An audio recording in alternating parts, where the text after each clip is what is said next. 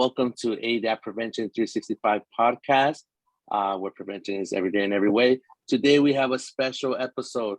We're partnering with the Los Angeles County Department of Public Health, SAFC, Substance Abuse Prevention and Control, because it's National Prevention Week. And today we have three fabulous guests. We'll talk about the workforce, the importance of our work, and why we're so passionate for it. So let's introduce ourselves, and we can start with Christy. Hi, everyone. Great to be here with you today. Happy National Prevention Week. I'm Christy Zamani, Executive Director for Day One. Charles Porter, and I'm the Project Coordinator for United Coalition East, which is a program of social model recovery systems.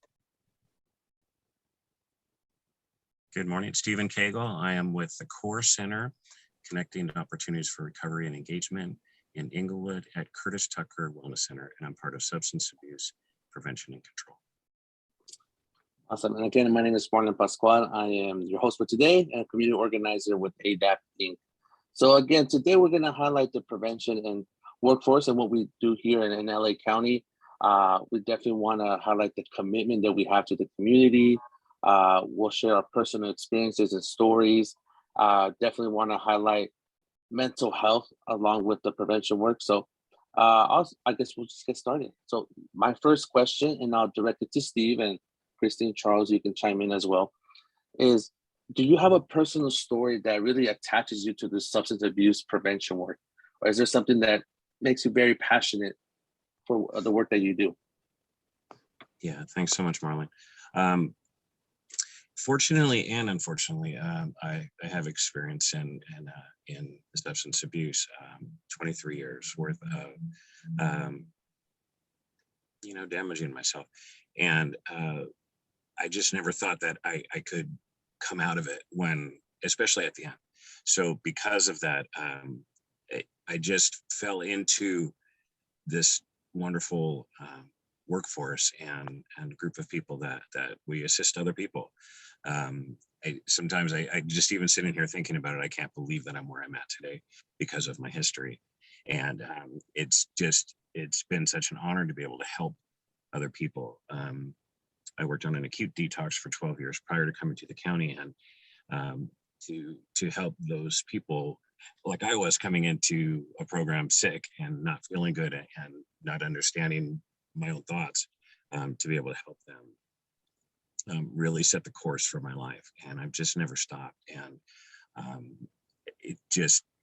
I work with all these passionate, wonderful people, and it's really just made my life so fulfilled. And it's strange to say that something so negative turned into something so positive. And sometimes even, like I said, just sitting here with you guys, I can't believe that I feel this way about myself and the world around me. So I'm very pleased in that. But my own history gives me the passion. I always say that sometimes the worst, people that have succumbed to substance abuse, the worst sometimes become the best advocates for recovery.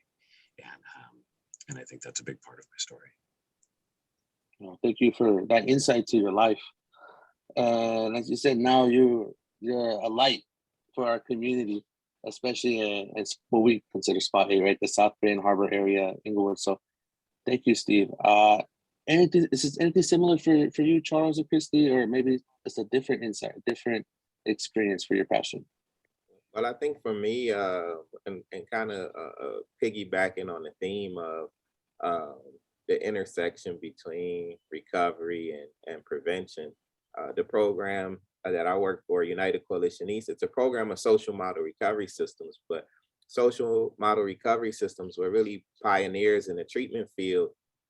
They opened the River community in Azusa. They began in 1986, but the River community was really one of the first programs to really address co-occurring disorders and looking at folks that were struggling with the challenges of addiction as well as mental health challenges. And I remember when I applied and first started working for the company, many of my coworkers were in recovery and versed in the 12-step process. And I remember having conversations about what that process was like and how healing and therapeutic it was, but also how folks felt the obligation to give back and to help others and to help the community. And that really intersected with my personal journey myself. And I liken my personal path to a form of recovery as well. Looking more so about, you know, being a Black person in America, there are a lot of issues that we face that people aren't really aware of around identity, around culture, and around how you're treated differently. And when you're young, you can't really process that. But what happens a lot is that for me, my personal journey was a recovery from challenging all the negative stereotypes about what it means to be Black in America and what Black people are expected to do and how Black people are supposed to act. And that was a whole journey for me of self-discovery of really which I see the similarities for the recovery process is finding out who you are. Who are you? Why are you here? What is your purpose? What is your, you know, how are you connected to others? And what does a healthy you look like? And that for me really has become a passion in my life. And when I first started working, the work that we do is based here in the Skid Row community in downtown LA. And I remember when I was interviewed for my position many moons ago, back in 1999. I'm dating myself a little bit. I remember one of the questions I was asked was, how did I feel about working in this community? And for me, I thought it was kind of an odd question because on my way to the office, I saw a really disheartening levels of poverty. But what I also saw was a Black neighborhood.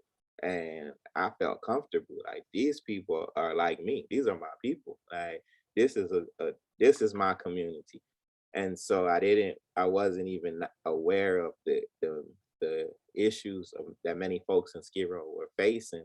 I just saw people that looked like me, and on my way, they spoke to me and they smiled and greeted me, and so I didn't feel a sense of danger. Other folks pass through Skid Row and they're like, "Oh my God, there's so many people and it's so dangerous and scary. I'm afraid to go down there." But every face is a person that has a life story, that has a family, that has children, that they've done things that people want to do. I've met here working in the community people that have done everything, supermodels, professional athletes. And so the message in that is really one of resilience. But in the prevention field, I think the other thing that I'm really passionate about is looking at this intersect between culture and resilience, and the fact that the prevention work that we do is also multidisciplinary. We look at how to create healthy communities, how to improve the neighborhood, how to partner with individuals. And that's one thing that I'm really passionate about in the work that I do.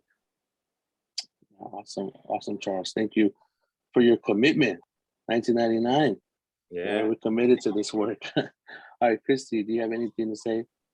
I'm so inspired already. I already love this talk. But I mean, like Stephen and Charles, like, I think, you know, what's important about this work really is it's connected to us through people we know. You got to humanize it. You know, there's so much stigma around addiction, and then we don't want to talk about it, but it affects our parents, our uncles, our aunts, our brothers, our sisters. I mean, I don't think anybody knows somebody who hasn't struggled with it. So what speaks to me is humanizing the issue. And I think one of the most beautiful elements in prevention is that we forgive. It's like you always have a chance to come back from it. You have a chance to recover and become like Stephen, like, so to be able to say a story like, and look at me now, that's like the best, I think, prevention person is someone who can share their story and can come back and give of that experience. So I think what really fires me up is these individual stories, as well as, you know, just really, if I believe in something I'm passionate about is equity and justice, and looking at the built environment of this didn't just seem to happen in some environments and not in other environments. This is a systemic problem. Why are we allowing certain things to happen in certain spaces? And how do we advocate to change those elements? So I think there's a lot of understanding and forgiveness. And again, sharing that responsibility, the accountability of what's happening to a person with the people who allow certain things to take place in different neighborhoods and environments. So I'll stop there. I know we got a lot of conversation going on, but I'll stop there for now. Yeah, thank you. It's just wonderful responses. You know, the bottom line is humanize it, right? That I connect with you, right? We there's some commonality between us. And you see that, you know, you said that you're passionate about equity and justice. You know, Charles says, this is my community, right? Identifying with the other. Stephen says, this is my experience. I can share that with others. So I think that's an important part. I see the same. You know, I've been working in Inglewood with youth for over 10 years, and it was a different field, but now with being in substance abuse prevention, I believe in it, right? Because it's my community. You know, the faces I see reminds me of the people that I grew up that were affected by substance abuse, right? So thank you so much for sharing, you know, what makes you tick, you know, what makes you connect to our community, why you're passionate about this work. So I have a second question, and I'll ask Charles this. You know, through your work, through your experience, what have you witnessed with the power of prevention? So we talked a lot about recovery, right? The power of recovery. You know, we have Stephen, our champion, here sharing his experience with the community. But what about the power of prevention? And is there any time with like mental health? Definitely.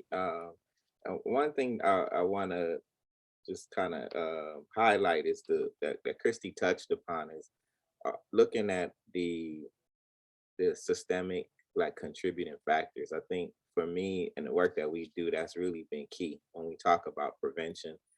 Many times when folks hear prevention, they go to this place of just say no, but that's not the work that we do. The work that we do is talking with community members and identifying what's happening in the community, what contributes to the issues, and how can we come up with solutions. And so for me, what I've seen and seeing the power of prevention, particularly here in Skid Row, is being able to amplify the voices of those who are impacted, who have often been silenced because people are speaking on behalf of them. People are speaking on behalf of the poor. They're speaking on behalf of people experiencing homelessness, and folks aren't at the table.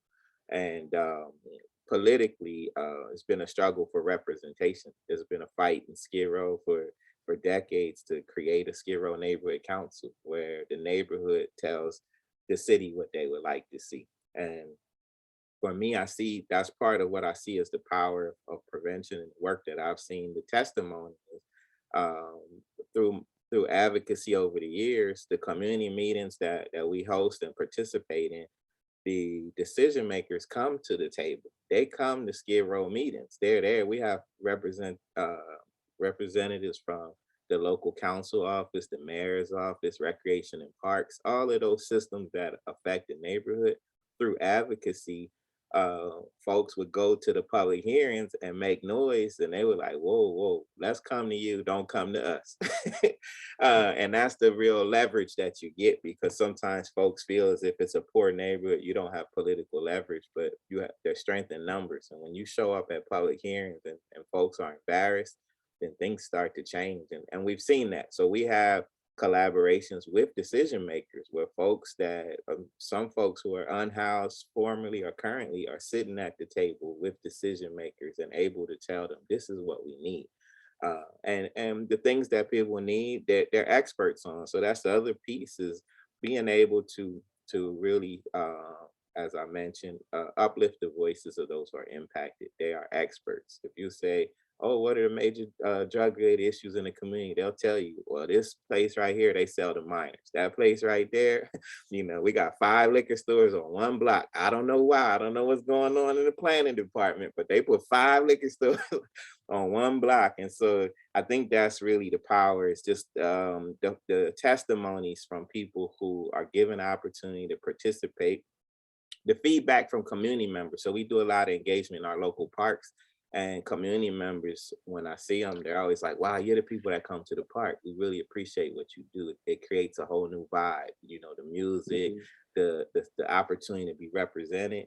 And then the other thing is some local policies. There have been local policies around accessibility and efforts to limit over concentration of alcohol outlets and dispensaries and those type of things that really show the power of prevention to affect your environment and community. And lastly, we're fortunate because of these connections and relationships to stay in touch with young people who are now adults that came through our program. They're either working in prevention now, or they're doing their own thing, and they stay in touch and contact. And we did we're working on an oral history project where we're catching up with folks that are now parents, and they talk about, and that's one challenge we have in prevention, is really documenting the true impacts of our work, because how can you really show you prevented something? And the best way to do that are these testimonies, where folks will say, you don't even realize how you changed my life by just listening to me. And we're able to hear those testimonies because we keep those connections and relationships. So that for me is just a testimony to the power of prevention. Awesome, Charles. Yeah, I think, when you said amplify their voices, and I'm with you, because I remember in college I read a book. I can't remember the author nor the book, but I remember it says, like, I can't speak for them, so I stand with them, but you amplify their voices and you give them this purpose, right? You give them this ability. They're not, especially in your community where maybe there's a lot of, at least from outside perspective, right? Like, oh, there's a certain, people see them Skid Row, but no, you're creating these spaces where there's positive vibes, like you said, and it's changing lives, So thank you so much, Charles, for sharing your experience. I don't know if Christy would like to follow up, or Stephen. Yes, definitely. Yes to everything Charles said. I think it's a prevention village, right? And I think just like everything else, prevention evolved. Like, I remember when I started at Day One about 15 years ago, they were like, oh, those are the prohibitionists. And I was like, oh, what? I was coming from higher education. I was like, I'm not trying to be a prohibitionist. But I think it's changed, and like, we're not adversarial with the corner liquor store. We're not adversarial with the supermarkets. We now see them as partners in this prevention work, right? So it's like they don't want to sell to minors either. So I think it's coming in and sharing best practices and where we're at, and creating this vision of what kind of community do we all want to live in. We all want to know each other. We all want to be neighbors. We all want our kids to thrive. So I think it's coming together and creating this idea of what is our ideal neighborhood and how we're going to get there, helping each other. And I think that's a beautiful thing. I think that's when it really does work. And so it's kind of like looking at just the past few years and, looking at CVS, again, putting people over profit. Like, I'm not going to sell cigarettes anymore. Who says that? Right? Like, we grew up in a time when I remember going to a restaurant. It's like, do you want the smoking section or the non-smoking? That's not there anymore. And people think this is impossible, but it is possible. It happened. Now we're looking at other things. So it's like, it really is, I think, again, if we want a better life, if we want to advance public health, it's kind of going back to what Charles says. We're in these neighborhoods. We know the people who live here. We help them raise their kids. We are the good community partner that shows up. Man, during COVID, we all became case managers. It was like, where do I get food? Where do I go for a shot? I can't access Wi-Fi. So, I think we are the trusted partners in the community that people turn to for help. So I think, like, using that trust, it's our responsibility to advocate and help them create the communities they want to live in and make them better. So I think that's a really exciting part of our work. And together we make great things happen. I've seen I've seen a street where it was like known to be a gang-ridden street, and now the neighbors are out on Saturdays having coffee. It's coffee time because the neighborhood just decided to get out and make it happen. And it starts with one person. It really does. It becomes that one, oh, you need to know that one mom. That one mom knows all the moms. So those are the community champions that we work with and we know, and then we can like partner with to make great things happen in the neighborhoods. And it's not rocket science. It doesn't take a ton of money. It just takes relationships. That's the truth. And that's it, right? Relationships. And like I said, we're not adversaries to everyone. They might think their natural forms, maybe it is a liquor store, but it isn't. They're part of our community, right? they're making their living, they have their families. You know, I remember the liquor stores I used to buy the chips, but it's best practices, right? Having that relationship where you can have those conversations and changes in the community. So thank you, Christy. Stephen, any comment from you? Yeah, where do I begin? I love what Christy's community champions. I love that. That's great. And Charles, about the, that he's maintaining contact with the people that he helped a long time ago. That's fantastic. I think in the power of prevention, there's so many things. I think the one thing is the people, like you said, seeing the faces, helping someone that's not feeling well. I think that's, and maybe even watching their light turn on, watching that little bit of hope or glimmer of hope, come into their world. And then to have somebody you see years later, as Charles was saying, and sometimes you don't even recognize them because they've just made such a beautiful turnaround. And it's just, it just becomes so passionate when, you might have just helped one person. As Chris said, it starts with one person, and maybe they've gone to help other people as well. I just started an outreach with the Core Center and going into the encampments and things. That was an experience. As Charles said, there's so much, there's stigma and addiction in the substance abuse as well, but also in with the homeless, as Charles was saying, my goodness, that was a new experience for me. I have to say that my heart was racing. I was a little fearful going into a community that I didn't understand. And to have them come out and start talking to you and explain to you what's been going on in their lives, and it just really changed my thoughts on things personally. And and as well, one of the things that I've seen change through my 14 years of working in the field is the stigma issue, that people are really starting to open up to people getting better, or that it is a disease and not just that person's an addict. As well, I've seen harm reduction really take place in going out in the encampments. We're handing out naloxone and to the people because of the amount of fentanyl that's coming in and the overdoses, and we're handing out naloxone, and they understand what it is, and they, because they've seen something. And for us to be out there to be able to give them some hope, provide them with some services. We went out with nurses that were doing COVID tests, and just to give that community some assistance that I feel they really, maybe in the past they might not have been able to receive. And now I think because that level of stigma is going down and we have people like us that are going out there and helping, I think we're really doing a wonderful service.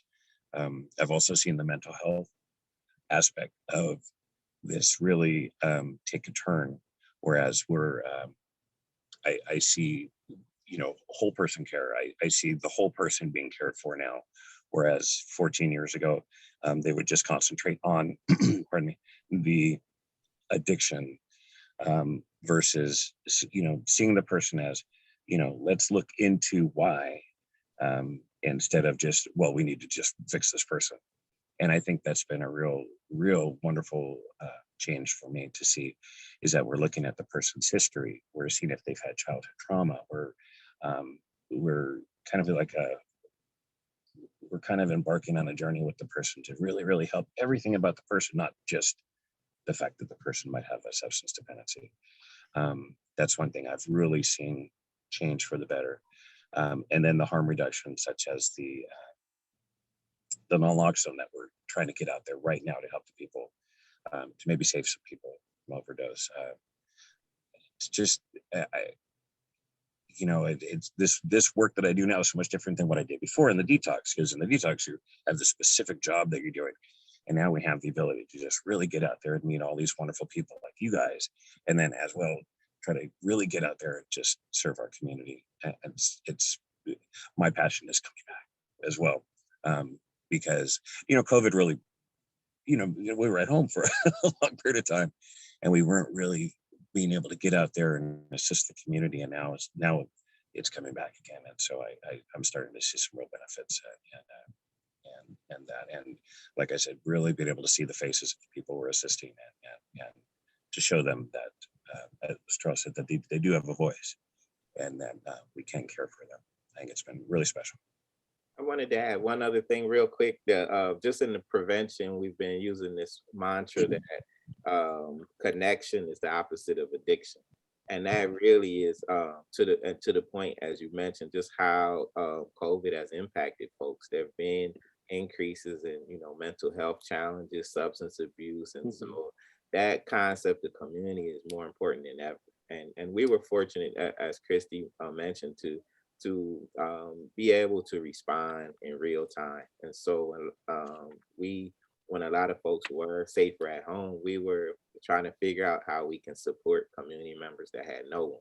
And so we were able to keep this sense of connection and community, but also to the intersection, as Stephen mentioned, with mental health as well. That community building also supports mental health, and it helps to lessen trauma exposure. And so there's also an intersection there. One of the things that community folks identified, we did a survey, a stress and coping survey around COVID, and one of the biggest things that people identified as a coping strategy was community. Being able to talk to other people was number one. And the number two thing they had identified was listening to music. So that's powerful, just the power of music to heal and to connect, and the therapeutic aspects of that. We incorporate into the work we do here in the community, but they also mentioned exercise. They mentioned talking to healthcare providers, but they were a little lower down on the list. And so just shows how the power of community building and culture it helps to support resilience. Yeah, those are awesome points, right? Staying connected with your community.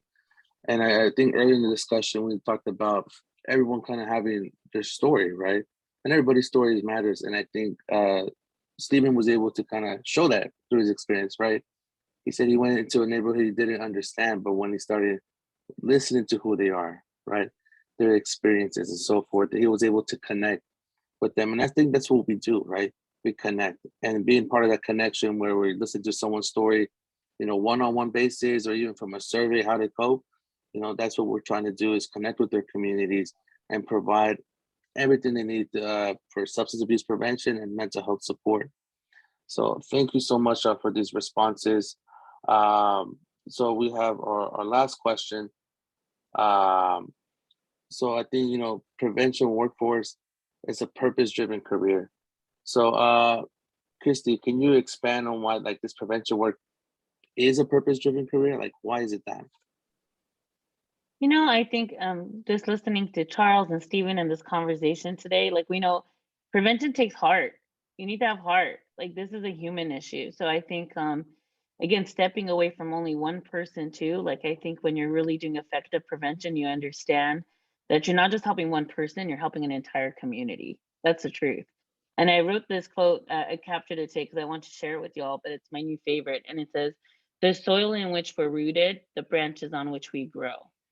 And I mean, visually, I think it makes you understand, it doesn't matter, unless you take care of the soil, that root, that where you're growing people, families, that community wellness. If it's not there, you're not going to raise thriving people, thriving children, healthy children, right? So I think that's where I keep going back to that built environment, and giving it some accountability for some of the problems we have. I think we need to understand, how are we systematically, what kind of cities, what kind of communities are we designing? And what's the difference between these affluent areas and the low income areas, and who lives there, and the businesses we allow there, and all that. You can't talk about prevention without talking about it. Because I'll tell you, if I go down the street to South Pasadena or San Marino, I'm not going to see the same amount of smoke shops, liquor stores, check cashing places as I do in Northwest Pasadena. So again, we need to ask why. Why are we allowing that? So that's a big, not only question for me, but it's a passion point for me as far as advocacy and what we do as prevention people. Now, going deeper into that question, I think regularly we all are able to do what we do through funding, right? Like grants and from foundations or the state or the county. And they will always ask me, like, what are you most proud of? That's a question. And my answer is consistently, out of all the years I've been at Day One, what I'm most proud of is to be able to say that 6 of my full-time staff members are students that I've mentored since they were 12. Students that grew up with me, went off to college, got their degrees, and came back. And not only did they improve themselves, but they broke the poverty cycles in their family. And when I mean poverty, it's not just poverty, but it's also like these cycles of addiction and, you know, bad habits and things that usually pull down an entire family. And again, going back to that one person, when it breaks with that one person, it affects everybody else in that family.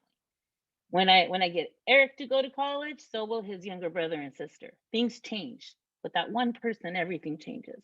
And then that block changes, and then the neighborhood changes, and the community changes. And I think that is just my favorite thing in the world. So I think like bringing back those students and knowing, again, they're safe with us. We love them. We care for them. We want them to do well. That we will stay up countless hours in the night writing grants so we can give them jobs. So like parents that don't believe in college, don't say like, oh, what's college for? Just go get a job. That's not for our kind. And then you come back and you go, no, it is for you. And I will help you get your first job. And we all know, like, it's that first job that leads to 10 better jobs after that. So I think, again, once they come to us, they stay with us, not just for the period of like the spark of adolescence, but we go to their weddings and we see their children's and we go to all these situations in their life. And again, it starts and ends with relationship. I guess that's the best way I could frame it. So yeah, I'll leave it to the other guys to chime in, but I might come back, but that's enough for now. Well, thank you so much. I was laughing, I'm listening. We had one community member in particular, and he would just always come to the office and he was asked, what do you guys do? Like, he just completely did not understand. It's like, I don't know what you do. What do you do? And it was challenging to explain like how embedded our prevention work was, and how, you know, our work really was collaborating with community members to improve the neighborhood. And one thing that we've seen here in Skid Row is this has also led to the creation of jobs. The lack of access to public restrooms was a major issue here, and community members designed a hygiene center and named it the Skid Row Community Refresh Spot.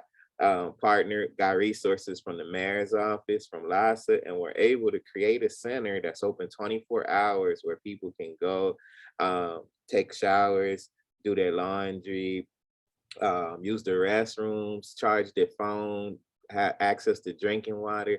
And one of the biggest things, as I mentioned earlier, that community members wanted was just a safe place to relax, listen to music, and connect with other community members.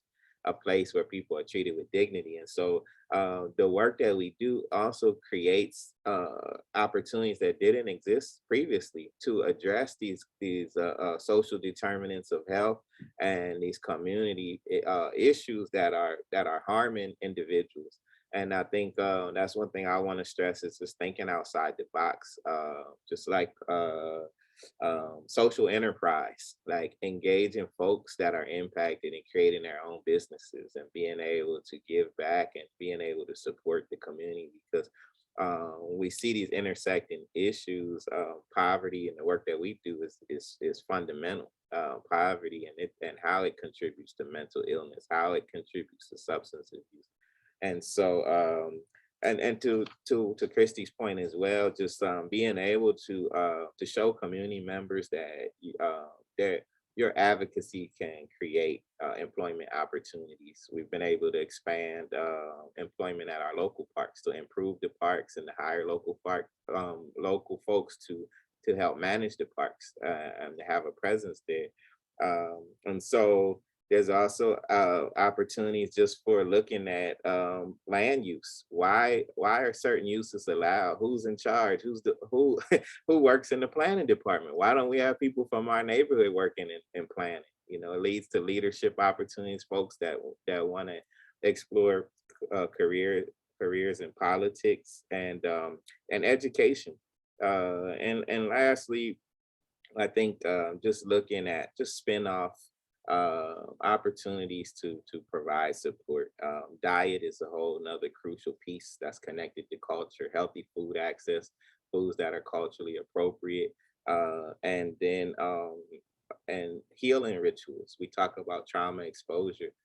How do you support the healing rituals of the community? How people can support their resiliency, how people can stay healthy. So just looking at public health in general, there are a lot of intersecting paths to employment where you can help to improve your own life, improve the life of your neighbors and your community and neighborhood as well. So when we talk about purpose-driven careers, that's really embedded in the prevention work that we do. All right, thank you, Charles. How about yourself, Steven? Absolutely. I love what Christy and Charles both said. I've seen so many people when the light turns on that they want to find something purposeful to do. And I think this field especially is great for people, I think, who've had some adversity in their lives, because I think we have a passion to help other people. And in seeing that, I've just, like myself, I just fell into this career, and it's been such a blessing. And I think, I'm always out there telling people like, hey, you should really check into this. And I see other people as well. So as Christy was saying, it takes a village, and our village is getting bigger for sure. And I think, as well as we were talking about earlier with stigma, lessening about these things, I think people are finding inspiration in helping other people make a life for themselves. And I really, really, really think this particular the things that we're doing is just so purpose driven. And there's a lot of rewards behind it. And just knowing that you're helping someone, just knowing that you're maybe making someone's day better, and just talking to people and maybe getting them through something that they're going through. And in doing that, I think there's just I just think it's just been such a blessing, and again, as we do at what we do at work, all of us in our networking and meeting each other, and knowing that we have this whole group of people that are out there just fighting the battle to help one person, just one person, I think it's so special. It's been a wonderful experience. Yeah, thank you. For me, I think prevention work is just so important. I mean, just listen to our responses, right? And how we're connected with the communities and bringing resources and working with youth, and there's jobs later, or, they thank you for the work and investment you do in their community, right? Or you're able to share your personal experience. And before this, honestly, I didn't know of the prevention workforce, to be honest. I knew maybe like treatment services, right? And I've worked with youth for 10, 15 years now. I ran two youth centers for a while, and I couldn't tell you like where to go. So I think it's so important to have this conversation, not just for National Prevention Week, but who is prevention, right? Like, it's community members in the community, essentially, right? We're part of our community. So I'm from Inglewood, I was maybe not born and raised, but I'm from Inglewood. That's my community. I love Inglewood. I've been there for a while now. I know, parents that they bring me their little kids in their middle school. I'm like, what? Like, how you were just so little, And I think this important for the community to hear this, right? That there's resiliency. That word I've heard many times, especially from Charter. This community resiliency. Substance abuse doesn't have to be cyclical, right? It can be a tree, right? Where we're allowing these opportunities and sharing this information where they can grow into these trees, and the community benefits from the branches and the fruits that it gives, right? And I just want to thank each of one of you for sharing the work, your passion, your commitment, and your investment into your communities, because it does go a long way. And I hope people can know more of us, participate with us, because again, we're amplifying their voices. We're working in tandem with the community. So thank you so much. I don't know if there's any closing comments or anything else that each of you want to share. Yeah, just one quick one, because I think we've touched on a lot. Just what you just mentioned reminded me of this another word, consistency. Like that is something that is really key to the effectiveness of our work. Is just being consistent, being present, being accessible, being responsive. But to that point, to support, and I talked about how long I've been working here. Part of that also is making sure that we have resources to support prevention, that we invest in prevention, because that's been a challenge, because people don't understand prevention. It doesn't get the resources that it should have. And so we definitely need to advocate that we expand dedicated resources to support a range of prevention efforts. And I would like to second what Charles's motion. No, really, I think we live in a world that usually we don't do something until something bad happens. And I mean, that's why people don't understand prevention, right? They're like, oh, what are you doing? Well, it'll cost you a lot less if you invest in prevention instead of waiting and looking at the hospital fees for all the overdoses and everything else that's, in-care support services at schools and everywhere else, right? So, but on a lighter note, I'll tell you this too, since we're talking about a purpose-driven career, is that like Charles, I've been here for a long time, and a lot of us who are passionate about this work stay here. And I didn't come in here with that intention. I came here, young guy, ready to go, 5 years, next move, bigger move. And then I fell in love with the community. I fell in love with the people. I fell in love with the work. And I think a part of that is prevention is everything. And I'm someone who gets bored very quickly. And I have not been bored in 15 years. So, because again, prevention is art and advocacy. Prevention is community placemaking. It's neighborhood building. It's like so many different policy. So I think in prevention, so much lives in there that you don't really have a chance to get bored. If you're somebody who does get bored quickly, prevention is a great job for you. I think it could be anything really. It is everything. So I just wanted to add that a little on a lighter note. There's a lot of benefits to our work that make it super enjoyable to me, as well as the biggest, most meaningful factor of it is watching people thrive because of maybe something small that you did. I was at a school district public hearing once, and a parent was sitting behind me, and she just nudged my shoulder and she goes, "You did the skills program and you changed my son's life. Thank you so much." And she pulled out her pen and wrote a check for $100. And I knew $100 meant so much more to her than it would probably meant to our program.